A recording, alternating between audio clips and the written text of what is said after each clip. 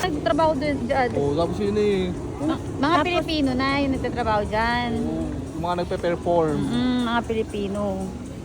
Mga ano dito. Tapos yung lalaki, ano, yung maliit na nagtagal dun sa harap natin, ano, na nag-picture. Oo, maliit yung lalaki. Nagsosorong lalaki. Kaya nga kayo, ang galing niya. Ang galing niya sumulong. Bakit si mama kasama niyo na eh? Si mama nando doon. Yung batit tayo. Ay, hindi ko nakita nun. Nakapokus ako doon sa tilipan doon sa malaki. Kaya nakasakay sa taas. Oo. Nasa gilid ng kalsada eh. Tuwad ko siya eh. Tutuwad eh.